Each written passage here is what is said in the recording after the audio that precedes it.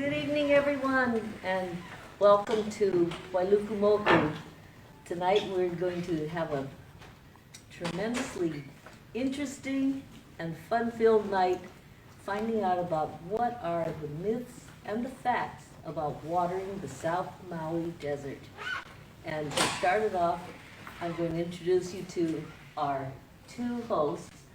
One, Carol Lee Kamikona, an avid Evie protector, Aina protector, a advocate, and all-around advocate for the people of Hawaii. As you see her many times speaking for the people. And then to her left, we have Kauai Hill, and sometimes known as Brother Boo.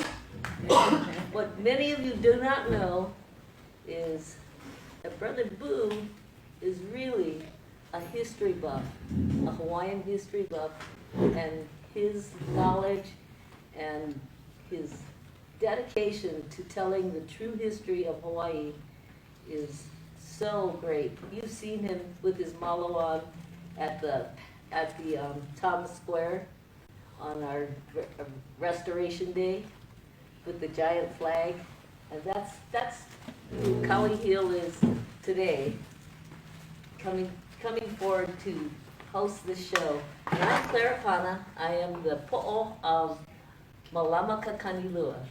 So take it away. Mahalo, Claire. Aloha no, mahalo nui for coming. I'd just like to do a couple of housekeeping items before we start. First off, if you could put your cell phones on mute so it doesn't go off during the event tonight. If you need to utilize the lua, out the door to the left, you'll see the signs, yeah? We do have poo-poos in the lobby.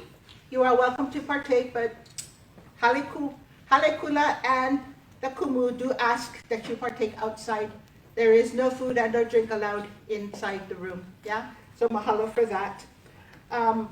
We have a sign-in sheet on the table back there. We do ask that you please sign in so we have a register of who all is in attendance. And lastly but not least, I would like to apologize to Noelani Peressa. We did have her on the agenda to be a panelist tonight. However, that was the wrong agenda that went out. So in her place, we have Cody, Kokoman is what he's used, that's his stage name, Nemetui Vaiti in her place tonight.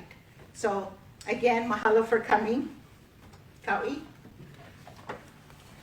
We're very fortunate to be here and getting educated about Hawaii and where it comes from and who pays for the water, who controls the water in Hawaii and Maui as well. First of all, we'd like to thank our sponsors, of course, Claire and Alama Kanilua, and Sierra Club Maui with Luciana and Anna. I'd like to introduce Claire. No, wait, wrong page. Few more mahalos. Mahalo Oya. Mahalo to UH, Maui Megan Jones, and Dave Boke for providing the venue. Mahalo for Tech Guru Rob, and Wealthman, and for the live stream. And Hello also to Reina Myers for the cool poster that you guys saw on social media and also what's hanging outside. Mahalo to Anne and Claire for providing the mea'ai that is outside.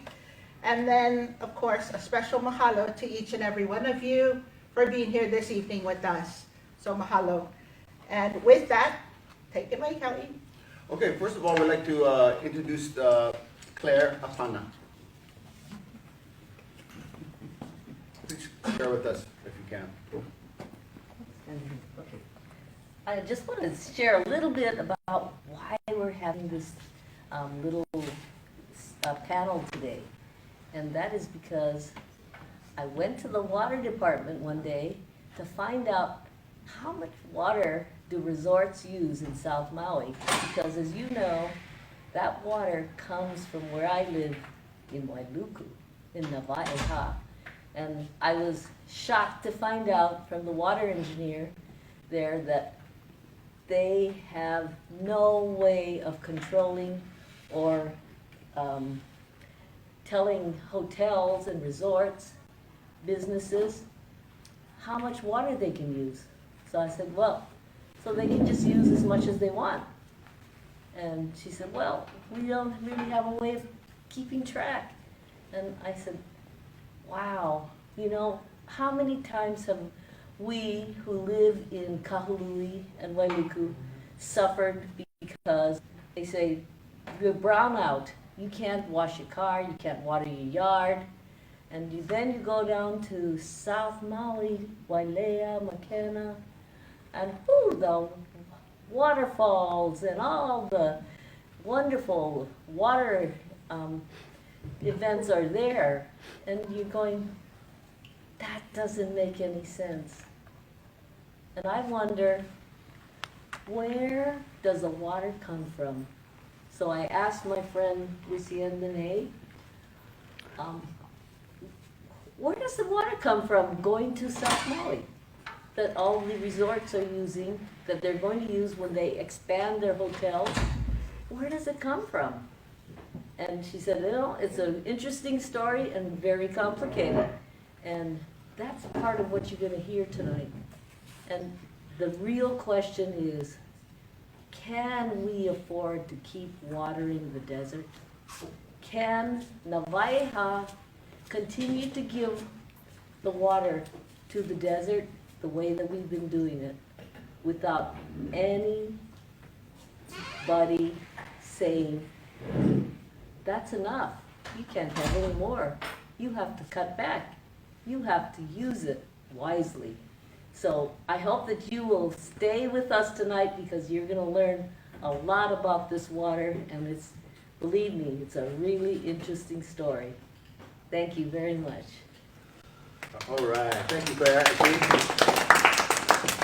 At this time, we'd like to introduce our first panelist, Barakoko Hi Allah. How you going? Allah. So, oh, go on. Keep going. Oh, are you gonna do the video? No, Oh, gotta keep reading this. oh yeah. Coco Man, he's a Kula Kai Kama'aina, culture practitioner and founder of Aina Kukoa. Waihulikai, an organization that malamas the Waihulikai wetlands in North Kihei. Mahalo Coco. And now our second panelist, Lucian Dine, Dine?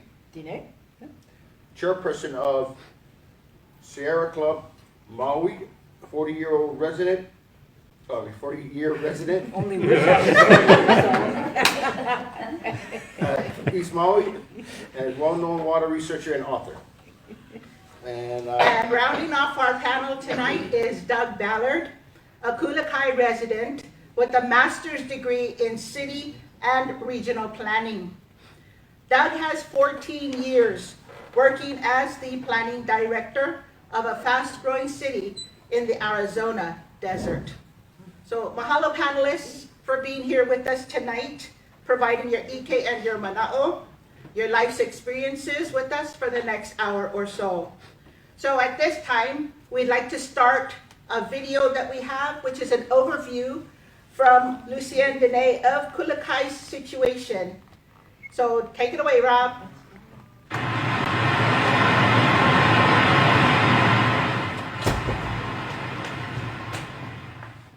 50 years ago, lots of growth was planned for South Maui.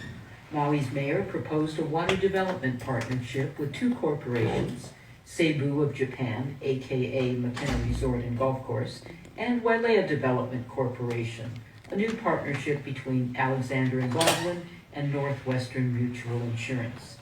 The McKenna and Wailea resorts plan to transform around 2,500 acres of the arid South Maui coast into luxury destination resorts and housing.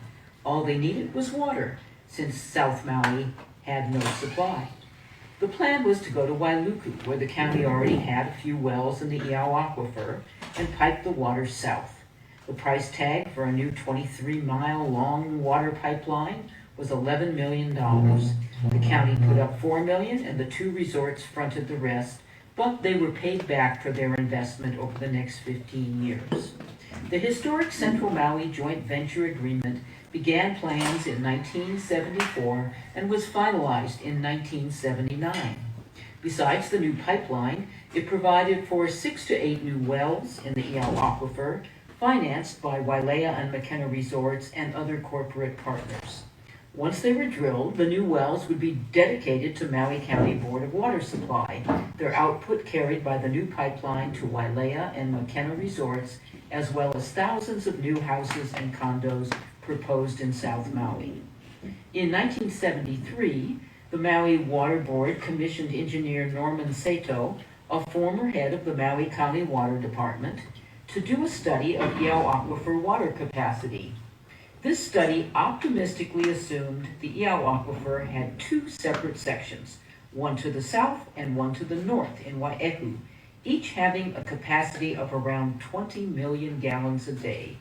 The study estimated the 6 new wells could safely produce up to 19 million gallons a day. Based on this assumption, the county decided to split the Iao's 40 million gallon a day capacity, promising the estimated 19 million gallons a day output of the new joint venture wells to the Wailea and McKenna resorts, and retaining up to 19 million gallons a day for the county's own Central Maui and Kihei system. Unfortunately, this rosy assumption of huge amounts of Iao Aquifer water proved to be just plain wrong. However, this was not known for some time. Predictions of 30 to 40 million gallons a day became the basis for the planned growth of South Maui area, sending millions of gallons of Iao Aquifer water to South Maui to turn what is basically a dry desert environment into a lush tropical resort landscape. The long-term effects on the community of Naba'eha, Wailuku, Waihe'e, Wai'ehu, and Waikapu have been profound. 5 additional wells extending past Waihe'e Stream into the Waihe'e Aquifer were required to try to keep up with the overpromised demand. Additional wells were also drilled to the south towards Waikapu. Predictions of abundant water from the joint venture well fields were greatly exaggerated. Several of these wells are rarely used today.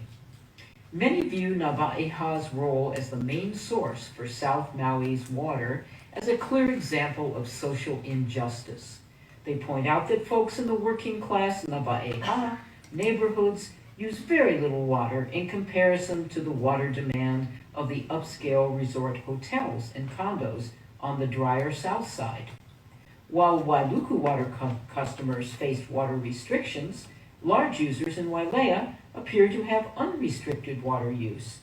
County well overpumping in Iao Aquifer has also further depleted natural stream flows available to traditional kalo growers for many, many years, causing additional stress. Because the water capacity of the Iao Aquifer was overpromised, unsustainable pumping levels and rising salt levels in some wells led to calls in the 1980s and 1990s for the state to jump in and assume management of the aquifer and closely monitor withdrawals through permits. This state overview finally happened in 2003. Since that time, pumping of the Iao Aquifer has decreased slightly. The county's latest plan proposes to reduce Iao Aquifer pumping by launching another large-scale well field and pipeline project in the Haiku Aquifer and transport the water to South Maui. Since the county owns no land to locate the new well field, it would need to partner with landowners like Alexander and Baldwin. Once again, estimates of available Haiku water are very optimistic, 24 million gallons a day, even more water than Iao Aquifer. But many in the North Shore community are concerned that lessons that should have been learned from the Central Maui joint venture will be ignored. The joint venture agreement also acted to limit the amount of funding The Maui Water Board had to invest in system improvements or in new programs like water conservation incentives and leak detention. The Water Board agreed to pay back the Wailea and McKenna investors for their pipeline costs within 15 years, and records show this was done. The board assigned 70% of their revenues from new South Maui water hookups to pay off the debt, leaving the county chronically short of funds to do more for the Central Maui or upcountry water system and to prevent system losses. The Water Department has placed more attention on detection of leaks or other waste of water in the last 20 years, but system losses have persisted.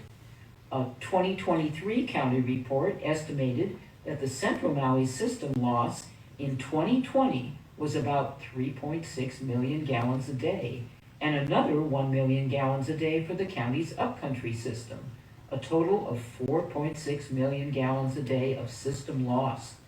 Some of the individual users in South Maui also have unexplained system losses. For example, the Grand Wailea Resort, Maui County's largest water user, was found in 2018 county audits to use around 700,000 gallons per day, of which 148 gallons per day was lost to massively leaking pipes, quote unquote. Whether this level of waste will be sustainable in the future is being questioned by many. But there is even more to the story of the Central Maui Joint Venture Agreement, which spanned 20 years and expired in 1999. Wailea and McKenna Resorts kept reminding the county that more water was supposedly owed to them since they had many acres left to develop, and they proposed a 10-year extension of the agreement. Things came to a head around 24 years ago in the year 2000. A water board committee studied the extension request and made a recommendation to the whole board to extend the agreement. Records show that this committee was chaired by a volunteer water board member who also happened to be the current head of Wailea Development Company. When the whole water board took a vote on the matter, a few members of the public were present and asked to testify that this wasn't such a good idea, and in fact, it might not even be legally allowed. They were denied a chance to testify until after the board vote, which approved the joint venture extension, was held. A citizens group, Maui Tomorrow, promptly filed a legal challenge. The Board of Water Supply, after consulting with their attorneys, quietly withdrew the Central Maui joint venture extension approval. The matter has not been brought up again. The joint venture partnership is considered officially over, but the concept that water is owed to large resorts in South Maui still remains with us, thanks to the 19 million gallons a day promise based on wildly inaccurate water availability estimates.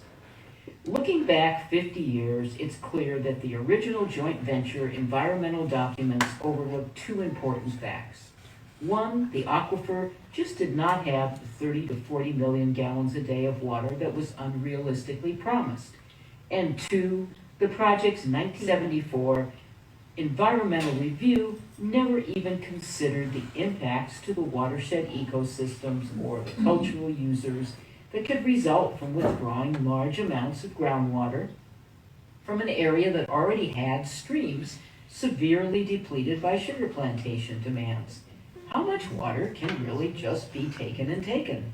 Instead, the project's EIS only took a narrow look at the impacts of building a pipeline, not the impacts of pumping water to fill it. However, there was one set of detailed comments submitted to Maui County by the newly opened UH Environmental Center that clearly described these two shortcomings in the joint venture project's water plan. Dr. Doak Cox, a Maui native who headed the Environmental Center, factually explained why the Iao aquifer was unlikely to have the overly optimistic projected 30 to 40 million gallons a day of water available. He also disputed the idea of two separate parts of the Iao aquifer with separate yields. Dr. Cox, UH and Harvard educated, and one of the most respected hydrologists in the state of Hawaii at the time, was much decorated for his service with the university and the U.S. Geological Service. But Maui County leaders ignored his pages of detailed suggestions and clear warnings of the risk of overpromising a water supply. Instead, they made a 19 million gallon day promise of water that just was not available. Many community voices are warning that the same pattern from 50 years ago is still being played out today. Unrealistic projections of just how much water our aquifers and streams can provide, studies and reports ignore ecosystems or protected cultural practices, and lack of robust water conservation and efficiency goals to eliminate waste. So while we still have knowledgeable voices urging decision makers to be cautious and not overpromise water resources, there is still a push to just get those water resources online and delivered and think about the long-range costs later. Thanks for that, Lucian. Yeah, I made one little mistake. It's not 148 gallons a day that's wasted at the Grand Wailea. It's 148,000 gallons every day. So, lots of water, no one knows where it goes. So now we'd like to introduce you a part of our panel is Bara Coco. Give him a bara. Olo mai kako, koko tuiweti ko inoa, ana hopa au I kulakai, I kaupua o Keokea. Aloha, my name is Korineme Tuiwaiti. I was raised here in Maui whole life. I live in the Aupua of Keokea in Kulakai. A lot of you guys know that as Kihe. Today I'm representing Hui o Aina Kukoa and the Ahamoku Council.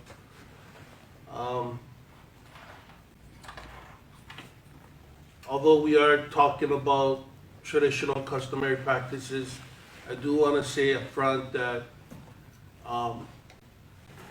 I am not Kanaka Oiwi, and it is very important that as we talk about these things that we know where the information is coming from. I'm sharing my experiences and my teachings.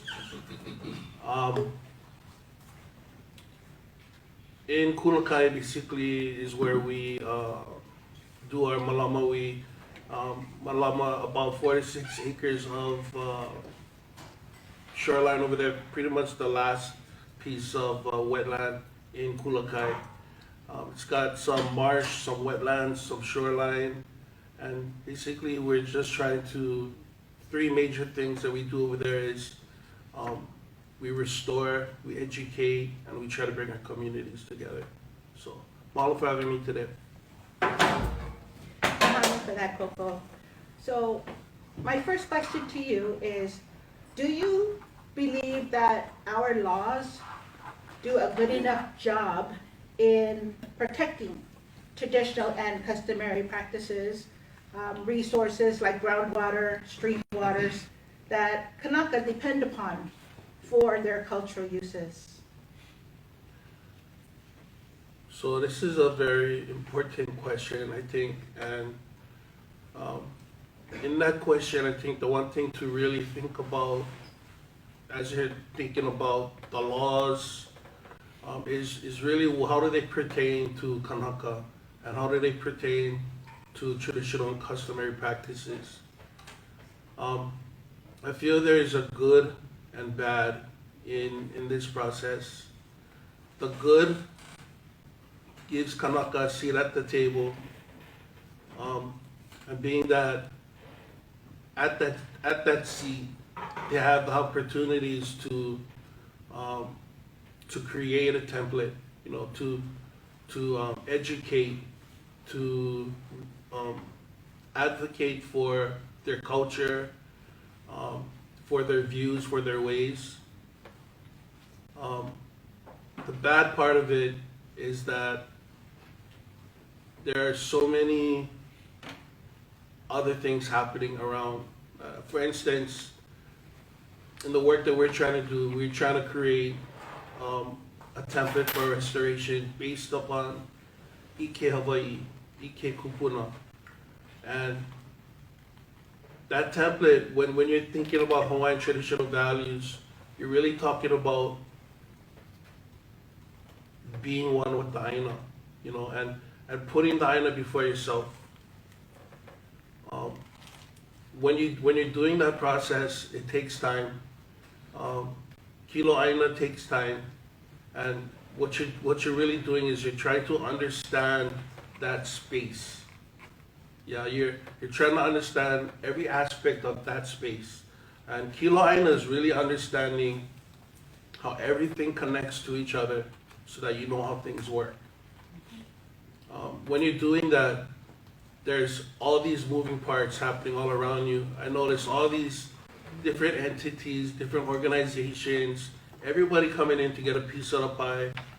Right now in Kulakai, it's all about the wetlands and our shorelines, water quality, fisheries, and there's all these grants that are there, and you have all these entities trying to grab up these grants and trying to do their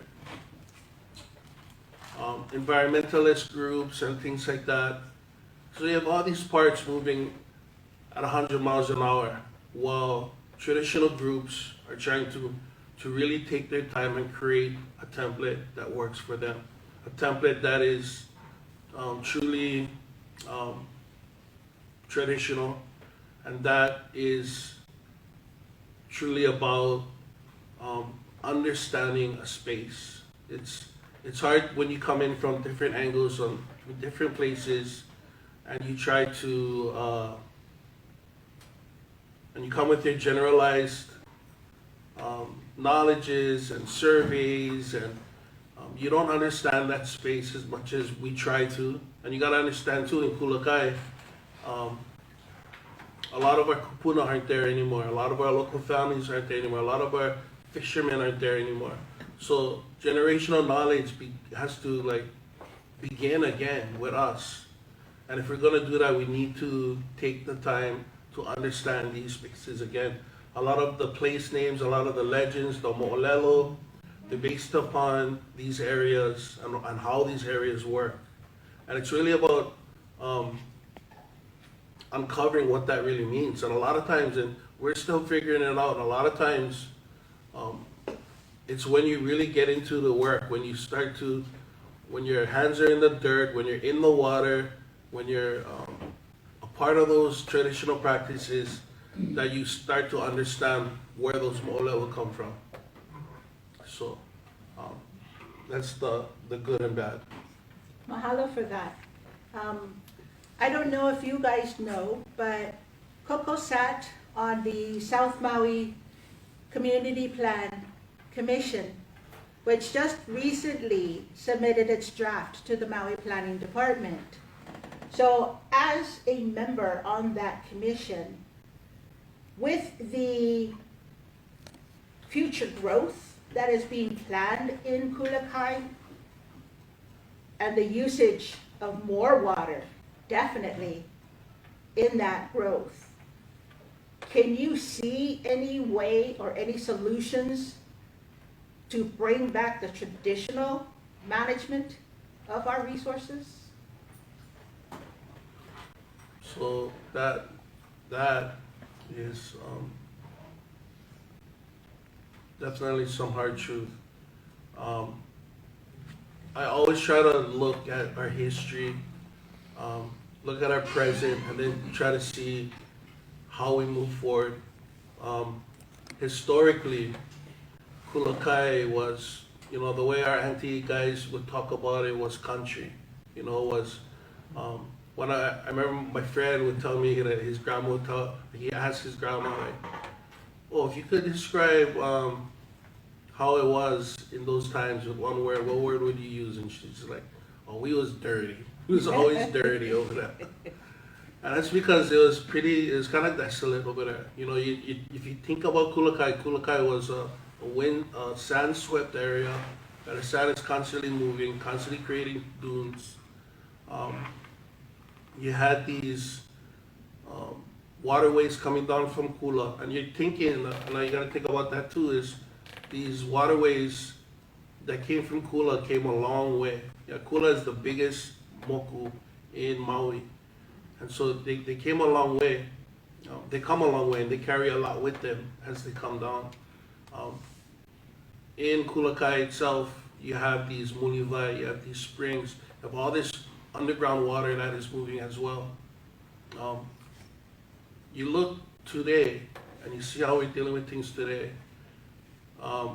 We're running into these impacts, right? We have flooding issues, we have storm surge, we have these high tides, and then we have these torrential downpours that come out of nowhere. This last year, we hardly had any rain, and out of nowhere, we had almost like a week worth of rain. And with that rain came the high tide too, the king tides. And I noticed so much of our shorelines getting pulled away at one time. You can imagine all of that water, all that saturation going into the sand and getting pulled away. Now, if you can imagine in the past, those sand dunes, those windswept dunes, how they would accumulate and help to create a stabilized foundation for our shorelines. That's what it's supposed to do. But nowadays we have all this development, right? We have all these timeshares. You have the diversion of all these waters, and a lot of our stormwater is going into what they call retention ponds. Those are actually our mulivai. You know, there's life in those mulivai. They're not retention areas. And then these retention ponds send all that water out into the ocean directly instead of moving onto the aina like it's supposed to do in a wetland. Moving forward into the future, if we cannot even realize what is happening within our own aina, if we are strangers to our own vai, if we are strangers to our own kai, and we are valuing water that is coming from somewhere else, water that could potentially, that is not realistic, you know, it's being funneled here by man, right? How long can that happen? And you know, when I was in the CPAC, the Department of Water Supply told us straightforward that if we go about things the way we've been going, there will be no water, right? They said that. So, looking forward into the future, the way I look at it is like this: if we have no comprehension of how to deal with our own water, how do we expect to deal with somebody else's water? And with all the development that is impending and everything like that, all we're doing is just digging a deeper hole. For us, we try to create a template, we try to create an example, we're trying to create value, we're trying to create community management. Literally, we're trying to create kuleana. And it's one step forward, two steps back when you do that. You know, Coco, for not being a Kanaka Oiwi, your Ike and your Manao is so ono. I wish that our young generation would take up and learn what you are learning, because we need them to move forward. We need to protect for our 7 out. Many of us are on the tail end of our advocacy. Sorry guys. But we definitely need our young blood to take over. So mahalo plenty for that Ike and that Manao, and of course for the Hamaitai, the very good job that you are doing. I know po Waihuli Kai is doing. Mahalo. Mahalo.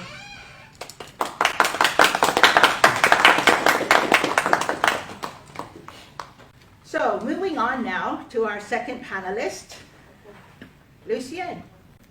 What do you got to say? Aloha. Well, I'm going to give a few fun facts because I get asked a lot by many people, well, how much water do we actually use in Maui?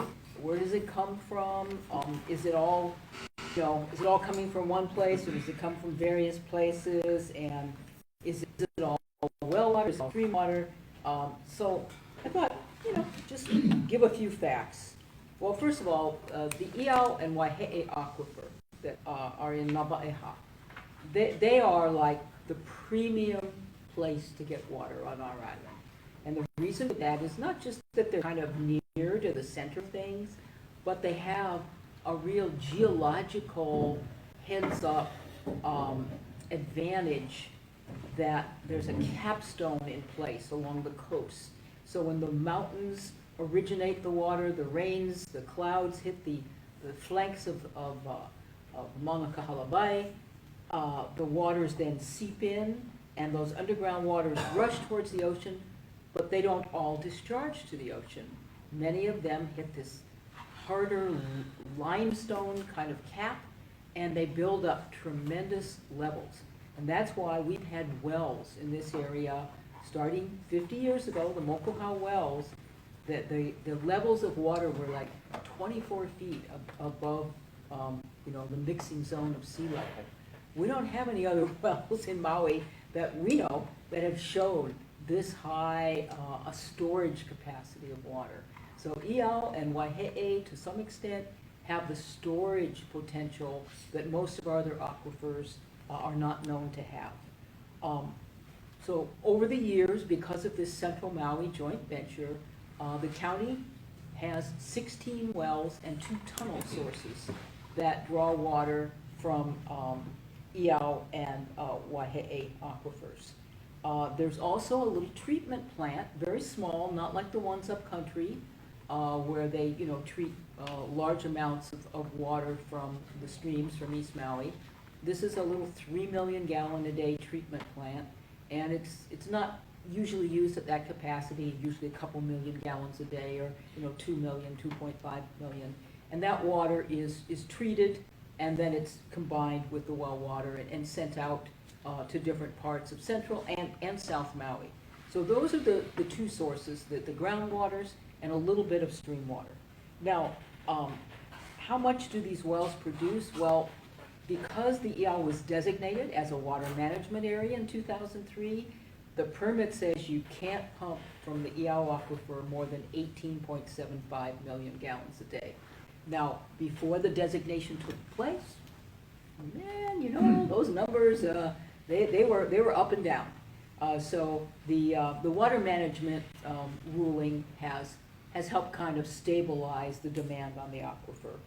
And then the Waihe'e aquifer produces about another 4 million gallons, and then stream water another couple, 2 point something million gallons. So about 25 million gallons a day is produced.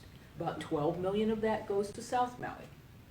And the rest is split among Nava'eha, Wai'ehu, Waihe'e, Waikapu, and Wailuku, and Kahului, which is a big water user.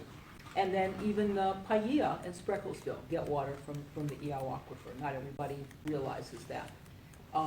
But most of the water is sent south, even though most of the hookups are actually in the central part of, there's twice as many hookups for water in the central part of Maui as there are in the South Maui, but South Maui uses the larger share of the water. The folks in Nava'eha themselves, like Claire's, impassioned plea, they don't use a lot of water. They use under 5 million gallons a day. So they use less than half of what goes to South Maui. And yet they're often, told, hey, cut back, don't water your lawns, et cetera, et cetera. Because I think they're very visible.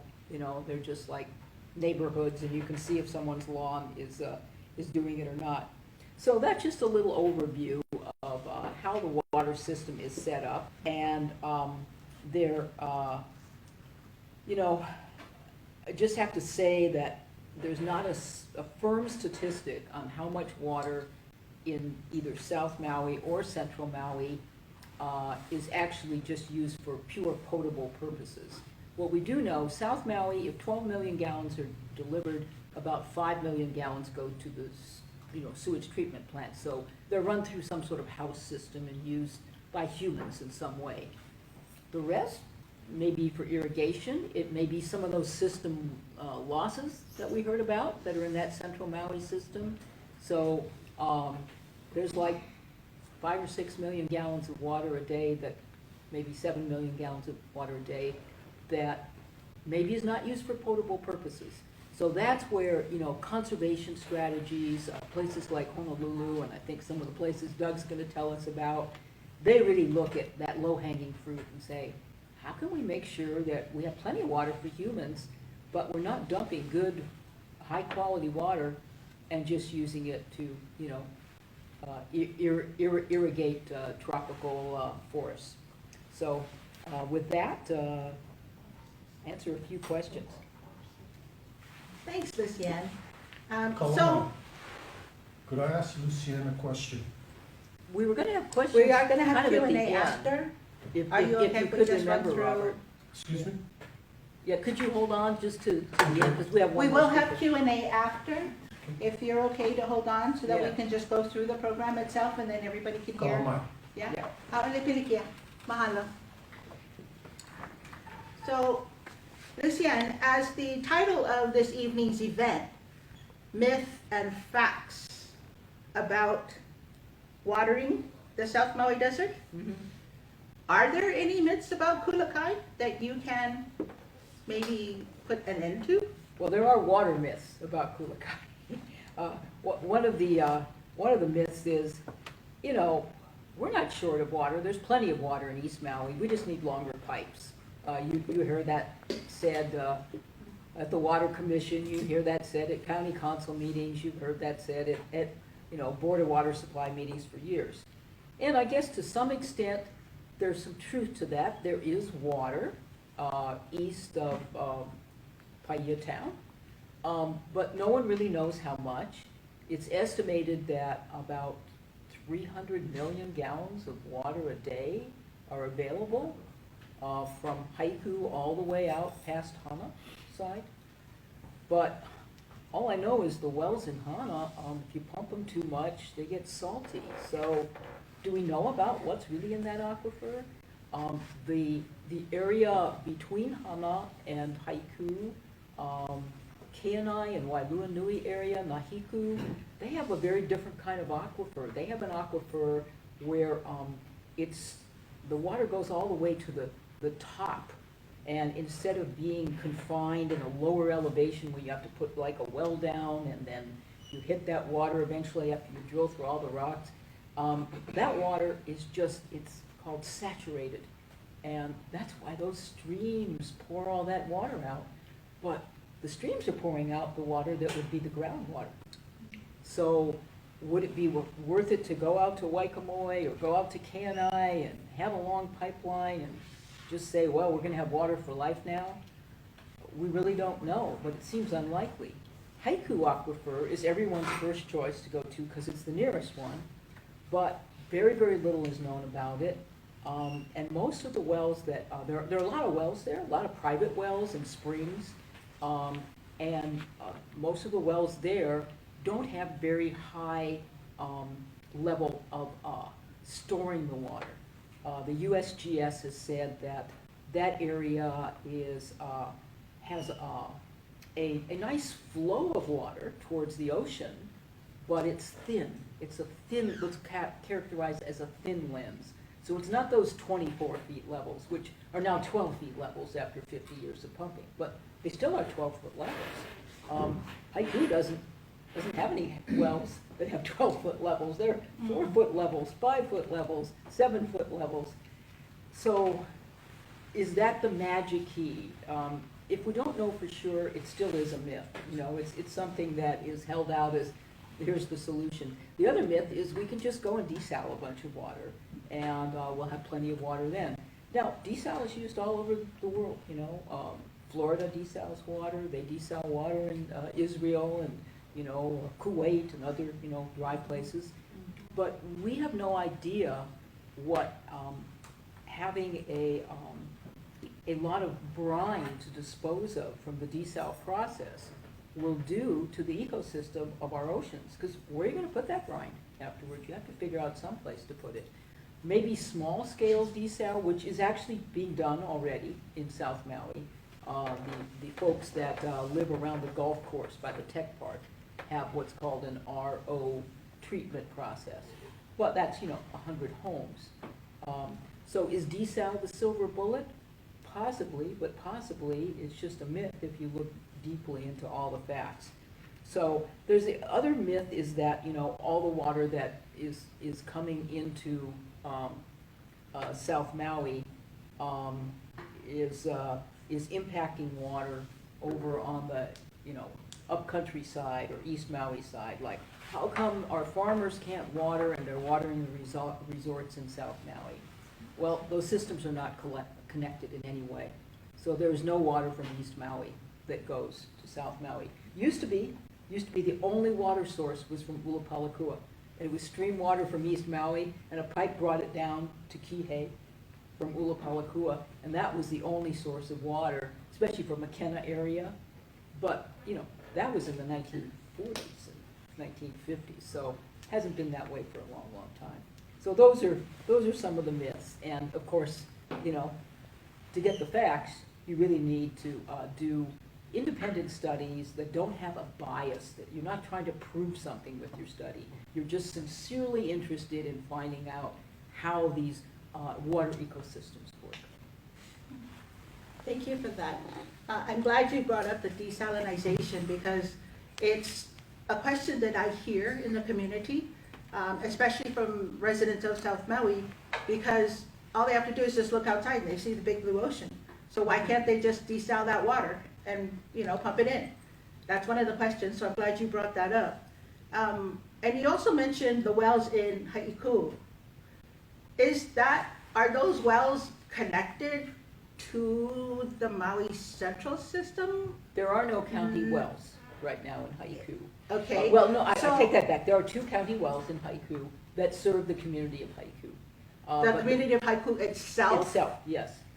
And the total output of those wells is almost 1 million gallons a day, a little less than 1 million gallons a day.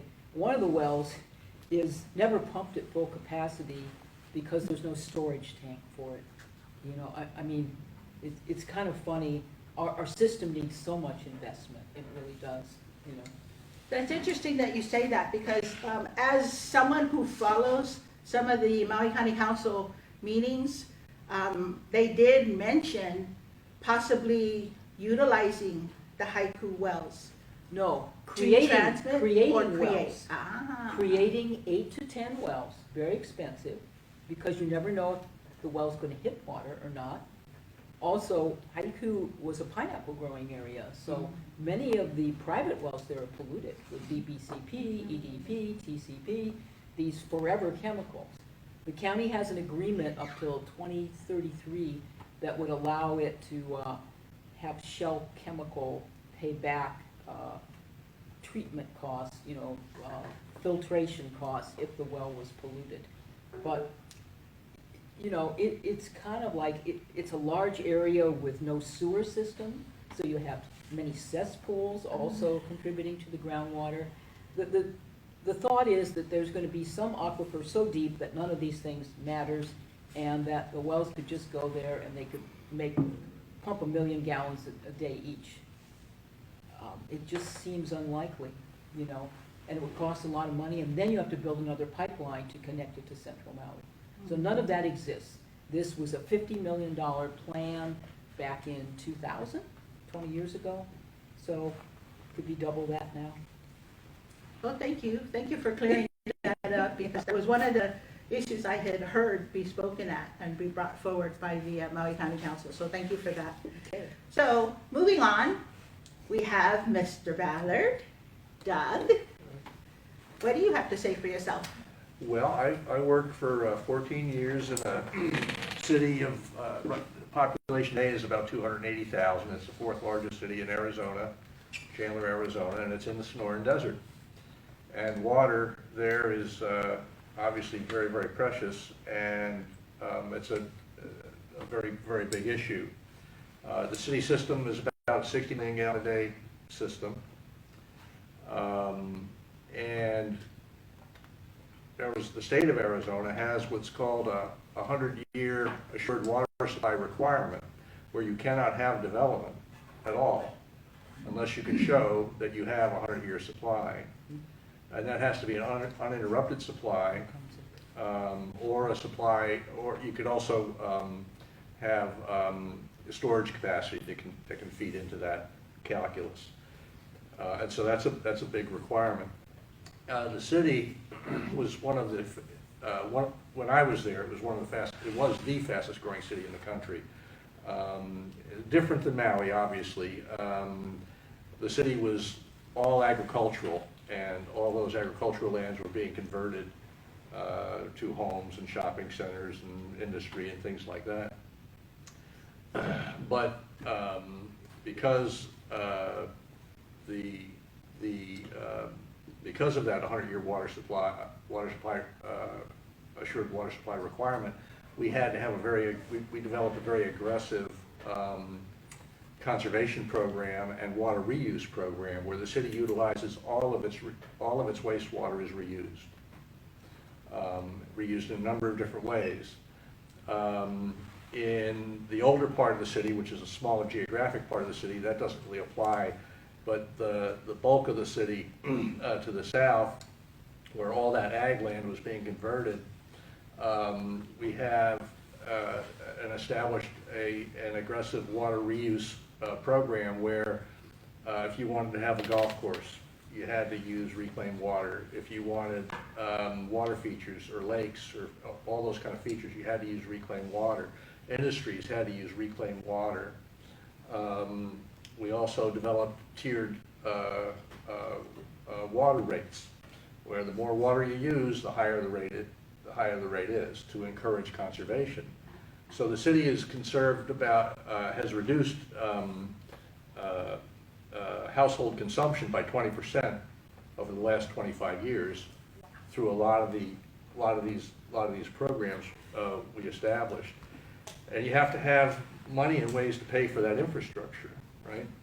And so we initiated, when I was there, we initiated the first in the state comprehensive impact fee program, where we charge impact fees for schools and libraries and public buildings, police, fire, roads, and water, and wastewater, and reclaimed water.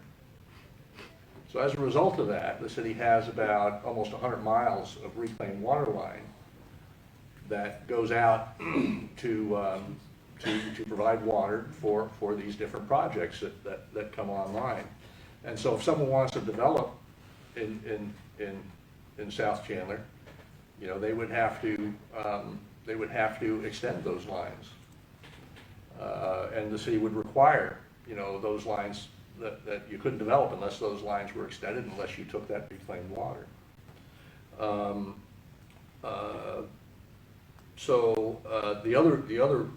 The other thing the city does with that reclaimed water is we recharge the aquifer. It's treated to a very high level. I think it's called R1 water here. There it's called Class A water, and I'm assuming they're probably the same thing. But we would recharge the aquifer, and so so the city has a water system, and we had to show that to develop the city as we planned to develop it, and what our build-out populations were, that we would meet that 100-year water supply. And part of the way we did that also was we would take that reclaimed water, that Class A water, and recharge the aquifer and store that. So we created a 30-year supply of water that we can then draw from, should we need to. Now, the city also had diversified water supply too, so it wasn't all, a lot of cities in Arizona are really being impacted terribly by Colorado River problems. Chandler less so, because most of our water was coming from two different drainages, the Salt River and the Verde River, and some from the Colorado River also, and then from groundwater as well. So it was a combination of a very aggressive conservation program that's still going on today. Intel Corporation has major plants in Arizona, or in Chandler rather, and they're a large water user. and the city wanted those high-paying jobs, right? So economic development was huge, and that was part of my department too, economic development. And in order to get those plants, we had to show that they would meet a 100-year assured water supply as well. And so we then worked with Intel so that a large part of the water they would use was actually reclaimed water, not potable water, but reclaimed water. That was treated to a very, very high level for them. So we had a special treatment plant for them that would take wastewater, and then it would be used for their cooling and for some of their other uses, as one example. It was really an exciting place to work in, and I think we accomplished some great things, especially when you think that all of the wastewater is being reused. Not a drop is No waste. there's no waste. There's no waste. So it's either going to for landscape irrigation, for golf courses, water features, and we have quite a few water features and lake systems in Chandler, and that's part of the reason for that is also that we have, we can utilize that reclaimed water. And the impact fee system was, attacked pretty aggressively by the development community, saying, it would stop all development and all that type of stuff, and that of course didn't happen. The city just kept on growing, and so I guess those are my comments, and any answers, any questions rather you ask, I'll try to answer. Mahalo for that. That's awesome. Seems as if Chandler and the city council and the mayor, Yeah. I'm guessing that they were on board with all of this since it was approved. So they really thought outside of the box. Yeah. And those solutions sound like something that can be utilized. But the geography I see is different from Arizona versus here. We are an island. We are in the middle of the Pacific Ocean. The banking that you spoke about with the 30-year, as an advocate for the protection of our iwi kupuna, I would be concerned with underground. Do you see it where they could do, like, I know that the county is wanting to expand the Central Maui treatment, yeah? In Waikapu someplace, yeah? Off of Kuiaheilani Highway. Can that maybe be tweaked to do that, what you're talking about, or what do you think? A lot of it depends on the geology, Very sandy. like Chandler had basically two aquifers. And when all of that land was agricultural land, that water table was dropping. And then there was an aquifer beneath that we were drawing water from. And the interesting thing is, and I'll get to your question in a second, but as ag land was being converted to homes, the water table was rising again, because all that ag pumping was gone away with. Problem is, all that ag use polluted that upper aquifer. So the geology we had was such that the lower aquifer was good for, it wasn't perfect, but it was good for drawing, and that lower aquifer is where we would put water for storage. So I don't know enough about the geology here to know whether that would be a solution or not. But 30 year supply stored underground that's a lot of water, and so it worked for us in Chandler. You're retired, you said? I am. Any way of coming back? Replace you? Shucks. You spoke about the tier system, impact fees. Yeah. Was there any questions to impact fees affecting, say, housing prices? Yeah, I mean, that's kind of a common refrain that impact fees will just increase the cost of development and make the houses more expensive. for example, or whatever. But it's not that simple. What intended to do, as developers are negotiating to buy property, and we were developing square miles of property at a time. So a project would be maybe a square mile project, and it would be master planned and everything like that. And so when a developer looks at what it's going to cost to develop their property, that enters into their negotiation with the property owner as to what they're going to pay for that property.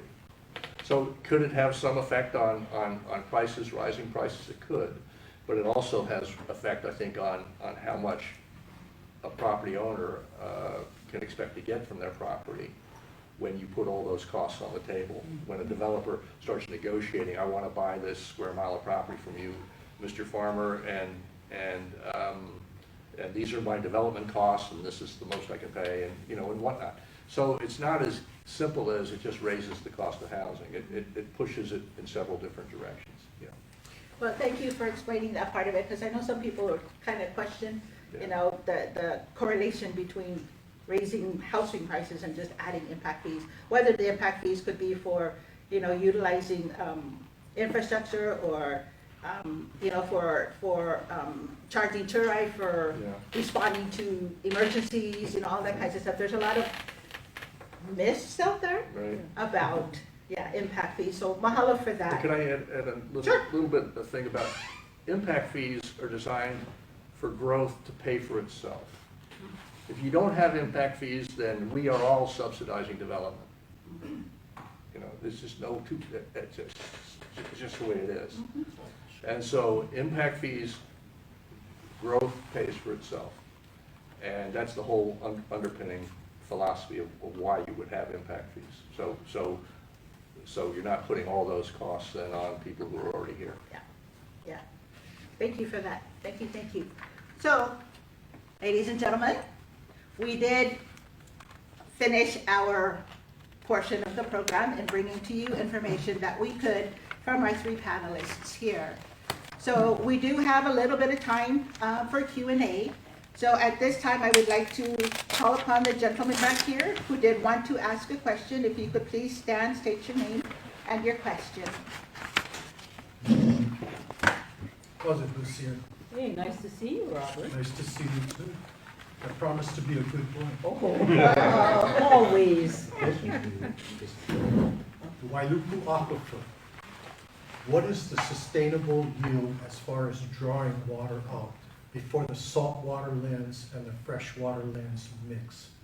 Well, Wailuku is it consists of like 4 separate aquifers: the Iao, the Waihe'e, the Kahakaloa, and the Waikapu aquifer. So there's 4 parts to it, and they have very wildly different sustainable yields. Waikapu is said to have 2 million gallons a day, as it's, you really couldn't even take quite that much. Wailuku, or the Iao aquifer, is said to have 20 million gallons a day, but, because it's been so slammed for so long, the real sustainable yield is probably less, if you want it to last another 50 years, in other words. Waihe'e aquifer was estimated to have 8 million gallons a day, but plenty experts came out and they said, well, yeah, that's if you just spread everything, all the way out to Kahakaloa. But the way you have wells now, you shouldn't pump it more than 4 million gallons a day. So the Water Commissioner said, hey, stop around 4 million gallons a day, even though the official number says 8. Kahakaloa, they estimate it could have 7 or 8 million gallons a day, but very little is known. And once again, you have those streams there, you have Makaka'ole, you have the large streams. They may be actually, cutting into what would be aquifer water. Very little is known. So yeah, we need to know more, and we need to be prudent. Coco said it. It's like you need to know that INA, and then adjust to the INA rather than saying, oh, INA, you need to serve this much because we need it, But, like Doug was saying, they cut their water use back 20% in 25 years in the city that he worked at. Why? Because they had to. Our goals here for our water use and development plan over the next 20 years are to cut water use by 8%. That's too low a goal. We need to figure out better ways. My second question to you is, I'm an appurtenant water right owner. My water rights are absolute in the court of law in Hawaii. Is there a relationship between the subsurface water and the surface water? If one draws more than the other, if you draw more from the subsurface water, does it affect the surface water and my water? Coco, you want to jump into that one at all? It's like you're working in a wetland. I mean, if you don't know, you don't know. No, they're interconnected. Absolutely, they're interconnected. How interconnected?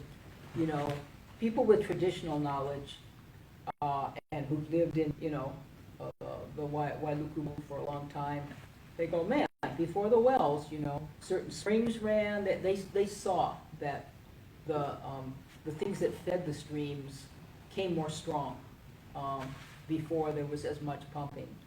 But you know, you have to prove all these things. Yeah, I mean, I can tell you about Waihulikai, I can't tell you about where you from, but, yeah, in Waihulikai, it fluctuates throughout the year, and, What area are you talking about? Waihulikai, Ukihe. Waiahulu. Yeah, No, not Waihuli, a country, Waihuli Kai, Aye. Yeah, Kihei. the north end, Mapopo. north end of South Maui. yeah. And, I mean, with our plants, you can see a lot of it happening with the rise of the growth and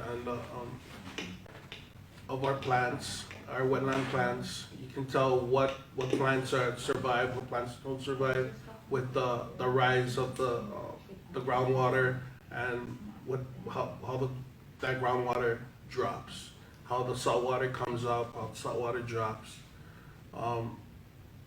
Yeah, we see it all the time. There's a lot of mix of salt water and our salinity will rise and drop. In our Molivai, we see it a lot too. We see our Opu, a lot of life within our Molivai, and then all of a sudden loss of salinity, loss of life, loss of plant life. We pulled over like hundreds of pounds of fish out of Molivai because of those drops sometimes of salinity. So I mean, it varies in our area all the time. And there is some pumping in that area too. There are some wells that do pump in that area, upland. Oh yeah, yeah. Yeah. Mahalo. Robert, you okay? They answered your questions? I already knew the answers. So when I came here in '86 from Oahu, and we started, Can you please stand? I don't think they can hear very well. in '86 I moved to Maui. My family lived in Punaluu for a number of years first, and we ran a Maloo Association, and that's where the Keep the Country bumper stickers came from. We were boycotting development. So, well, right before, because I came near the end of '86. So all through '86, all in the newspapers on Oahu, they were freaking out because the wells in Kahuku had reached surface water. So I want to understand, because then I come to Maui, you know, and my mother was all excited because Wayne Nishiki was always on the front page of the paper in the council standing up for the water. Would you please use recycled water on the golf courses? Yeah. And I think to some degree they're supposed to do it now, but I'm sure it's not enough. So anyway, I just want to understand, because it was a big issue on Oahu, and Oahu is an old island, so they had some of the really good water down deep. So when they reached surface water, it wasn't going to be remade for millions of years. So I thought maybe Doug or Luciana or Coco could explain that to me, because here, and then like I was in mental health then for 20 years. And then on my board were people like Joe Pontanilla, who later ran for council. And he even asked me one time, we were in one of our little meetings at my office, he said, well, what do you think if they rent, like A and B, they're paying for their land, or they own the land, shouldn't they be able to pump all the water from their own land? And I said, well, I would just worry about future generations. That's what I told him. He never asked me again. Yeah.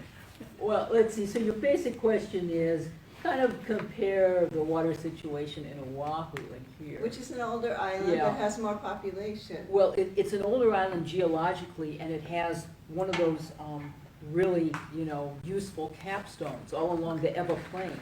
And that's why all the early wells there were artesian wells. They didn't even have to pump them.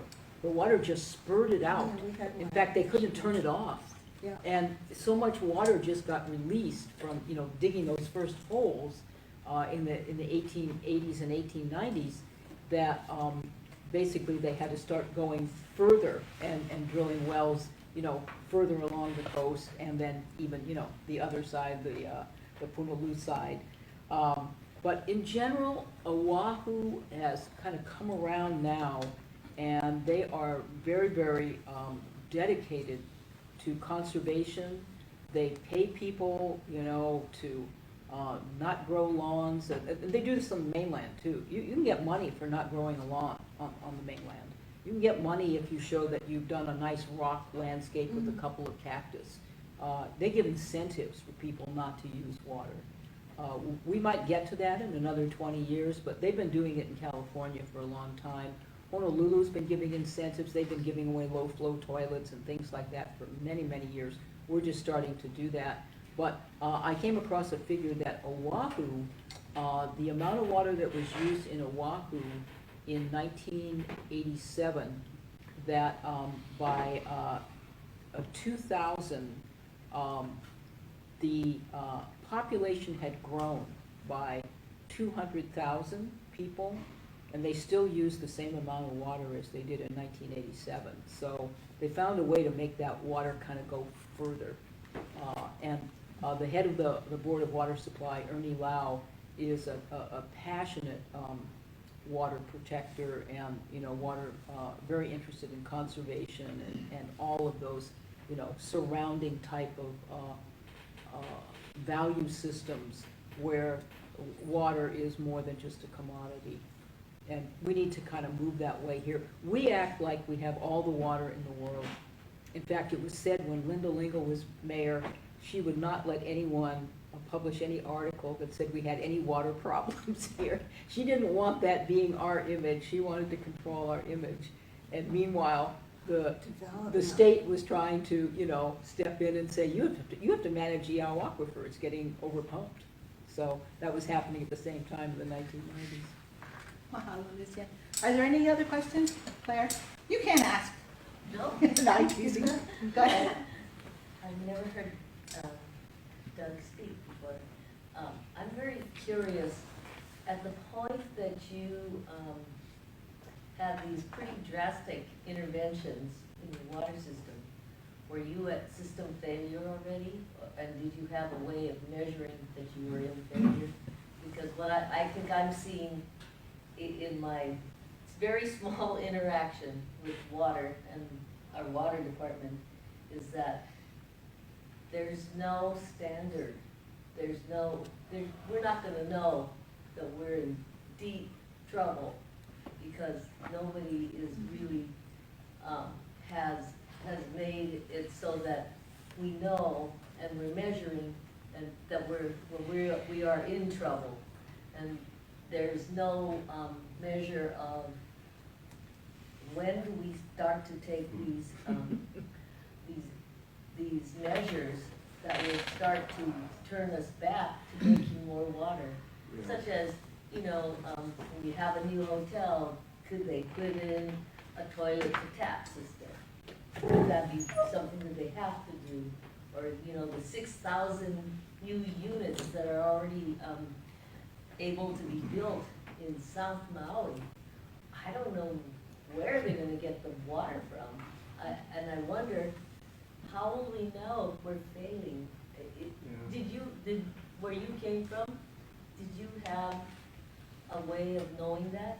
Yeah, we were not there, so it wasn't a matter of failure. We weren't looking backwards, like, we were looking forward. What can we do to prevent failure?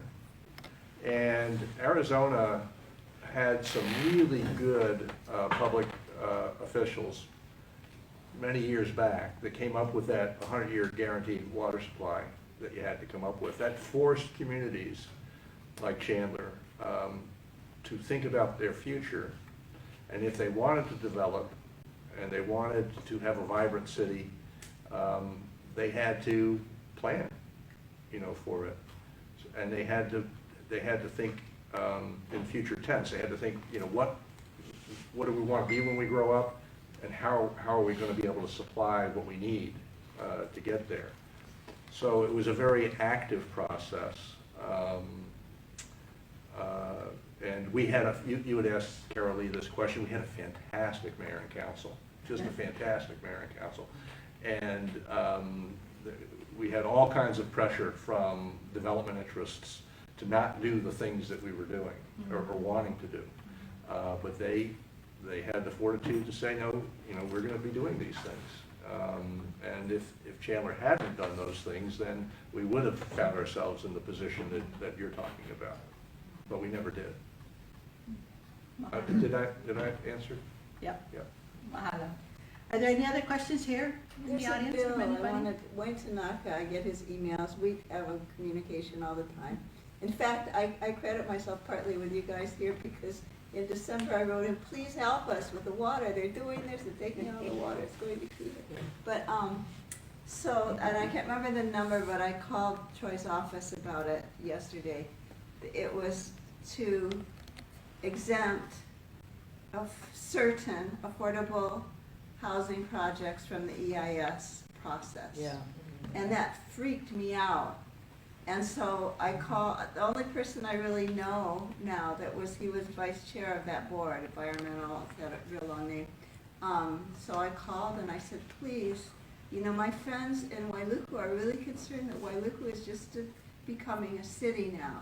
Because of like all these Lahaina people, they were already putting up affordable housing projects and now they need to put them up more. And I said, what about our small county seat?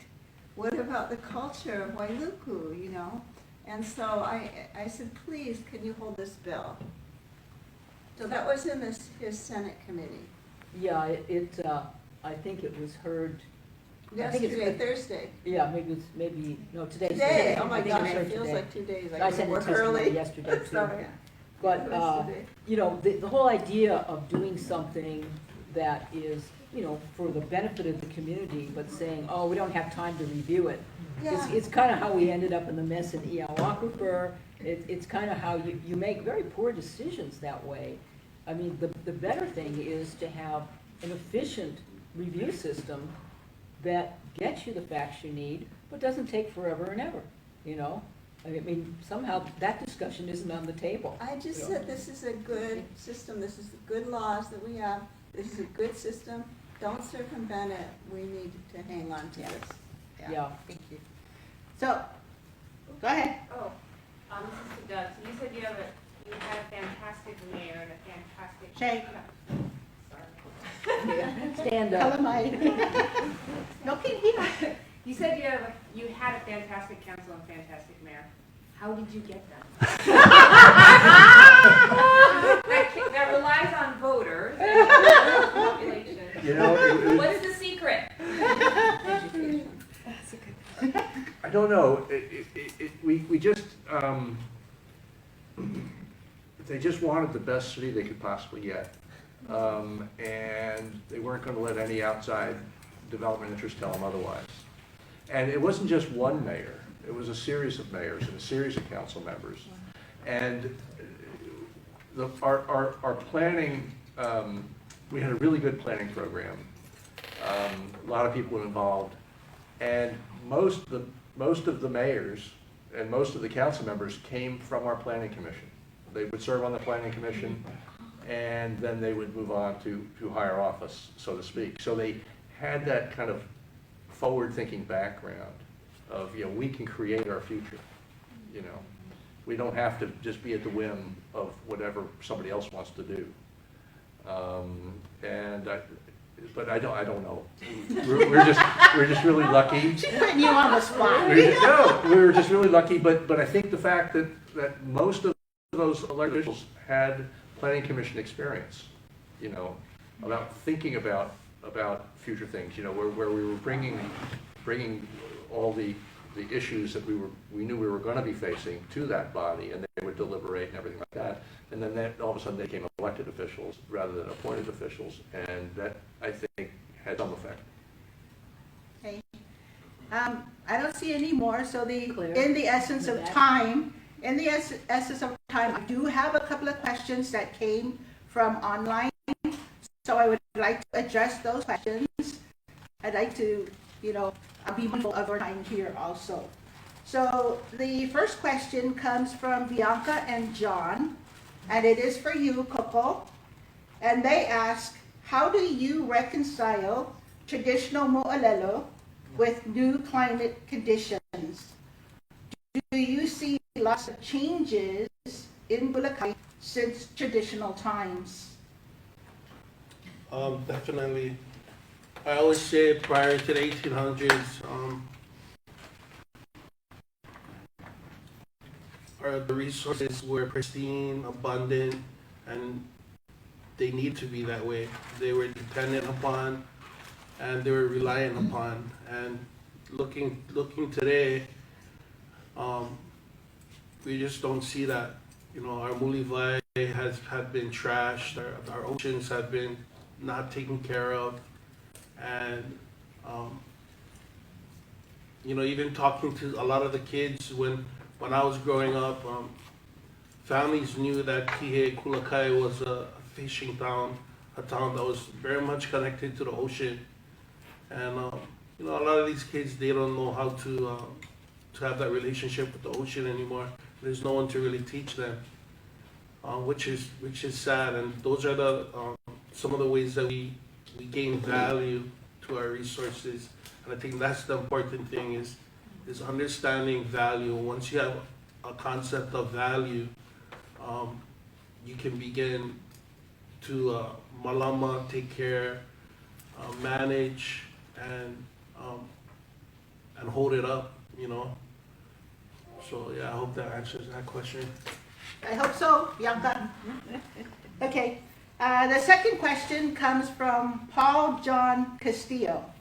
I'm going to assume this is for you, Lucienne. Is there data available for the public with the South Maui water table? There is a note to this that says Councilmember Rollins Fernandez pointed him towards the what up. Okay, so in other words, do we know anything, do we have studies about the aquifer system in South Maui itself, which is called the Kamaoli Aquifer? There have been a couple of developments that said, well, we looked into this aquifer and we think it has this capacity or that capacity. The state estimates that the aquifer in South Maui could produce 11 million gallons of water a day, but I know of like 2 potable sources in all of South Maui. So most of that, it's water, but it's not water that would meet drinking water standards. It's saltier than drink water. It's what's called brackish water. Mm-hmm. So, and is there actually an 11 million gallon a day capacity even of the brackish water? If you pumped it that much, would the water get way brackish? And because the chlorides can really go up. I put up a couple of charts there on the back. Sorry, they're in everybody's way. But these are the major golf course fields, well fields in South Maui. So the Wailea Golf Course has like 3 golf courses. They have about 10 wells. The Cebu Golf Course, the McKenna Golf Course, had 2 golf courses. One is closed now. They have about 10 wells. And so there are a lot of irrigation wells that pump this brackish aquifer. The 2 golf course well fields were said to pump between 2 to 3 million gallons a day when all these golf courses were being irrigated. Of course, if it rained, they didn't have to pump them, but yeah, they do. Mm-hmm. But they do. The one golf course that uses reclaimed water in South Maui is the one around the high-tech park. I think it's called Silver Sword. That uses R1 reclaimed water. The other golf courses would love to use reclaimed water, cheaper than pumping wells. But there's no pipes that go out there, so back to Doug's idea, like, how do you pay for these pipes, you know? Drinking water. So, yeah, So, thank you for that. yeah, but our golf courses do not use potable water to irrigate themselves. The one here in Waikapu, the two golf courses use stream water, which could be potable if it was treated. But they wouldn't be allowed to do that under the Arizona scenario. They would have to, there would have to be a way to have the R1 water go there, and they would have to use reclaimed water. Lucian, can I ask you a question on that, since you brought up Waikapu and the golf course? Where do they stand as far as the State Commission on Water Resource Management, that they have a right to have surface water? I know, they got in under Wailuku Water Company that delivers water to them. But They had isn't that case, contract. well, I thought that case was still being contested. It is, it's at the Supreme Court, Okay. and they asked for more water, and I think they're gonna be laughed out of court, honestly. you My know. second one is, Wailuku Country Estates, they were denied their water rights because the property was sold with reservations. Yeah. And according to the State Commission on Water Resource Management, that was a tool to extinguish appurtenant water rights. And they found that they couldn't do that. I mean, it was illegal. The State Commission on Water Resource Management turned down their application. My question to you is, what happened to that water that they were using? Where did that water go? They are still using water, it's my understanding, and there are a few farms up there, I know a No, couple people but have farms up there. As a total But subdivision, generally, it's lawns and pools. my question is, what happened to the water? Well, they have the ditch running right by them, so they had an agreement with Wailuku Water Company, formerly known as Sea Brewer, formerly known as Wailuku Agribusiness, you know it well. But that's not, Yeah. my question is, they were denied that. They have no rights to the water. My question is, what happened to the To the water? water, well, it should have been maybe returned to the stream, but I think that there's not a lot of tracking of what happens to the water, as you are aware of, Robert, and that's Mhm. why, like your kuleana that you're trying to farm, you have all the rights, but where's the water? The water stops before it gets to you, Well, so, that puts me in me and several people in Waikapu, where we are accused of, we had to do civil disobedience, or self-help as they call it.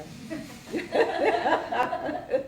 Yeah, water is I was so threatened complicated. with prosecution, and my attitude was, take me to court, Yeah, because I know my water rights are absolute in the court of law. well, the permits that were approved in 2022 for groundwater and surface water in the Iao aquifer are now being appealed to the Supreme Court, and the basic message was, you didn't actually return enough to the streams because the people that need to use the water are getting it from the streams. The people that want to exploit the water just take it out of the streams, and we don't know what happens to it. It gets delivered, we know that some of the water that went to the golf course got dumped because they didn't Yeah. need it that day. So they just dumped it in empty gulches. So, anyway, it's complex, and you had some good questions here. Thank you. Claire, you want to ask your question, your last question, before we wrap up? Okay. There's been I've heard a few different stories about which body is responsible for how the water gets allocated. Like, there's so much water that the county gets, and how does it get allocated? How does the Wailuku aquifer, what's being taken out, all the different wells, all the, the water that's coming, groundwater, how does it get allocated? And I've heard that, well, the state is supposed to do that seaward, and then I've heard that the water department's supposed to do that, and I'm just wondering if anyone knows what the answer is. That is a great question. Great question. Well, the simple answer is if an aquifer or a stream area is designated as a water management area, then each user needs to apply for a permit and justify that use. Obviously, some people justified use that many people disagreed with, but so you have that back and forth. But the short answer is that the state looks at each user and looks very kindly on municipal users like the County of Maui. So the County of Maui has wells, and those wells are allowed to use 18.75 million gallons a day to pump out of the Iau aquifer, not the combined Iau and Waihe'e. Then the water department is allowed to allocate water. If it's within that permit amount, they're allowed to allocate where that water goes. So both things you've heard are right. The state allocates to the big user, and the big user allocates to where it goes. And one of the other big users is Wailuku Water Company, which, for whatever reason, even though they have no agribusiness or anything, just is ending up having a say over a lot of water in Nawaiha. That may change with the Supreme Court decision. But even within the county's allocation, the county sometimes makes separate deals. Very few people know this, I'm getting in the weeds here, but the county needed to drill 4 wells to replace one water source that was a major water source. And one of the wells was not drilled by the county, it was drilled by the Kehalani developer, Stanford Carr, at the time. And this well was paid for by the developer, but dedicated to the Maui County Water Department, and the allocation that went with that well of water for the Kehalani development, which had been given by the Water Commission, was then transferred to the county. But, there was a but, the county agreed that the private owner of this well, even though the well had been turned over to the county, the private company that had developed it could allocate about 476,000 gallons a day. They could decide which meters it went to. And they decided that it wasn't going to go to meters in Kehalani, it was going to go to meters in McKenna, where they didn't have a lot of water available. And it took a lot of digging to find out that this was going on. But if you look at the signed agreement between the county and this corporation, they had the right to send water not just to Kehalani, where their original allotment was supposed to go to finish the, build out of Kehalani. They had the right to send it any place the Central Maui system went. So they sent it down to where you could get more money for water meters. Someone could pay you, the county pays, the people pay the county for a water meter, but they get like probably some sort of a little fee or substantial fee, the fact from the corporation that controls this allotment, because that allotment makes it possible to have a water meter and not wait in line. Yeah, so there are many private agreements that we have, and that's why, we don't need any more of those, really. They're hard for the public to know what's happening. Well, again, being mindful of everybody's time, and of course, mahalo to the kumu of UH Maui that allowed us to be here. Kumu Megan Jones and Kumu Tim. Mahalo plenty for allowing us to utilize this space here. To our panelists, of course, thank you very much. Pai pai lima. To our online audience, thank you very much for joining us, our tech guru. Thank you, Rob, for doing it for us. And of course, for each and every one of you, we would like to close with this and leave you with this. In strong language, the Hawaii Supreme Court described the public trust doctrine as the right of the people to have the waters protected for their use, which demands adequate provision for traditional and customary Hawaiian rights, wildlife, maintenance of ecological balance, scenic beauty, and the preservation and enhancement of the waters. Again, mahalo to each and every one of you for coming. Drive safely, Kea kopu. Yes, I'm going to add one thing to what you just said, because there's a very important element in the Waiho Ditch case that says not only who has the right, but the state doesn't just have the job, it has the requirement Yes, to provide these things, and the Yes. state cannot get out of it. They are Exactly. stuck with that responsibility, so, no, it's not just a minute, it's glad you guys. Thank you very much. thank you, Tim. Thank you, buddy.